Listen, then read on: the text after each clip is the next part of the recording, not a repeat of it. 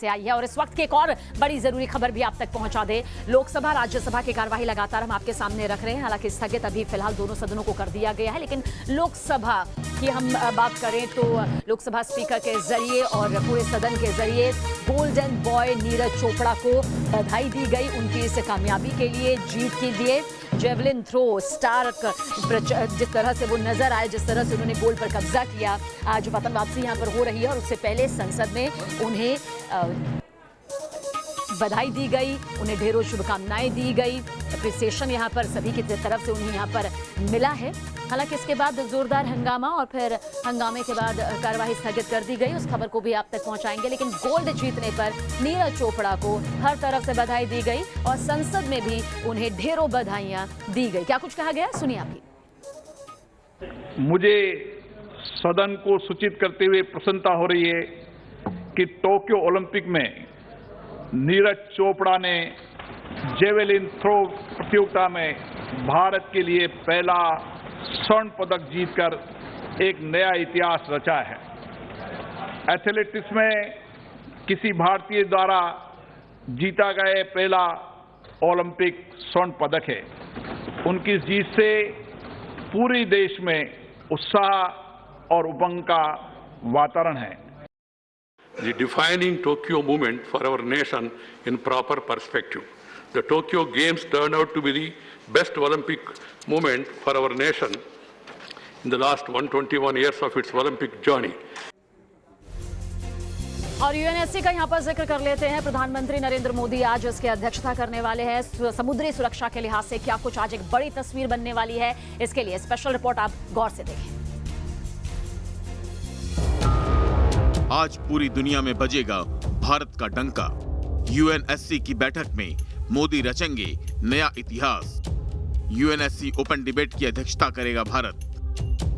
प्रधानमंत्री नरेंद्र मोदी आज रचने जा रहे हैं एक नया इतिहास।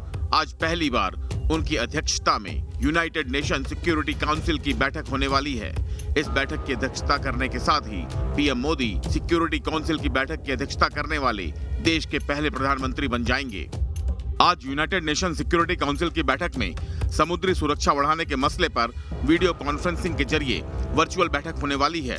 इस दौरान समुद्री अपराध का प्रभावी तरीके से मुकाबला करने पर चर्चा की जाएगी। इसके साथ ही समुद्री क्षेत्र में अंतर्राष्ट्रीय सहयोग को मजबूत करने के तरीके पर भी जोर दिया जाएगा। बैठक में यूनाइटेड नेशन सिक्योरिटी काउंसिल के सदस्य देशों के राष्ट्राध्यक्षों के शामिल होने की संभावना है। इस संबंध में संयुक्त राष्ट्र में भारत के स्थायी प्रतिनिधि टी.एस. तिरुमूर्ति पहले ही साफ कर चुके हैं कि समुद्री सुरक्षा भारत के लिए एक उच्च प्राथमिकता वाला विषय है और सिक्योरिटी काउंसिल के लिए भी ये काफी महत्वपूर्ण है। It is a singular honor for us to be presiding over the Security Council in the same month when we are celebrating our 75th Independence Day. Maritime security has a high priority for us, and it is important for the Security Council to take a holistic approach to this issue. इस संबंध में विदेश मंत्रालय के प्रवक्ता अरिंदम बागची ने tweet करके बताया कि प्रधानमंत्री संयुक्त राष्ट्र सुरक्षा परिषद में enhancing maritime security a case for international cooperation विषय पर खुली बहस की अध्यक्षता करेंगे। आपको बता दें कि भारत 1 जनवरी से 2 साल के लिए सुरक्षा परिषद का अस्थायी सदस्य है। सुरक्षा परिषद में अस्थायी सदस्य के रूप में भारत का यह 7वां कार्यकाल है। अपनी अध्यक्षता के दौरान भारत समुद्री सुरक्षा, शांति स्थापना और आतंकवाद विरोध के संबंध में 3 प्रमुख विषयों पर खुली बहस आयोजित करेगा। Team news nation.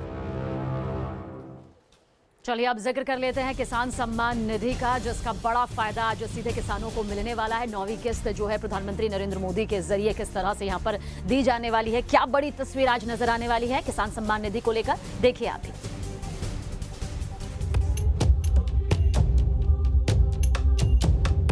किसान सम्मान निधि की 9वीं किस्त आज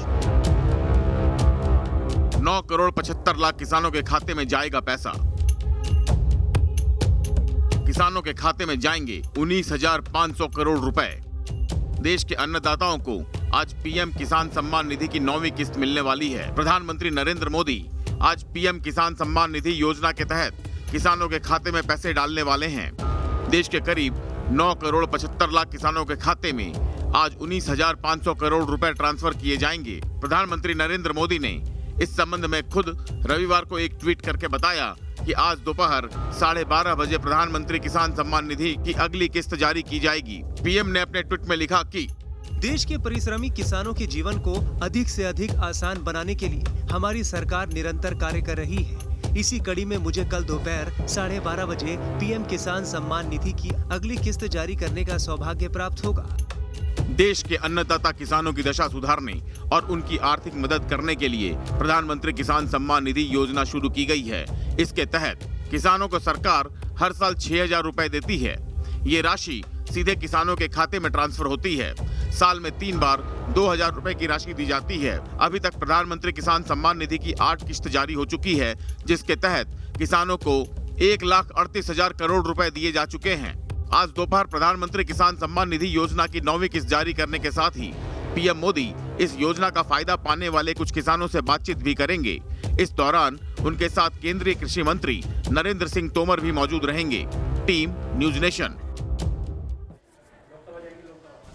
और सीधा रुख करेंगे लोकसभा की कार्यवाही की तरफ। जैसे ही एक बार फिर से लोकसभा की कार्यवाही शुरू हुई, विपक्ष का हंगामा एक बार फिर से नजर आ रहा है। अब तक लोकसभा राज्यसभा दोनों की कार्यवाही हम पहुंचा रहे हैं। हालांकि राज्यसभा 12 बजे तक के लिए स्थगित की गई है। 12 बजे राज्यसभा की कार्यवाही फिर से शुरू होगी, लेकिन लोकसभा की कार्यवाही देखिए कैसे फिर से हंगामेदार तरीके से एक बार फिर शुरू हो गई है। सभापति महोदय, ये विरोध केवल राजनीतिक आधार पर विरोध है।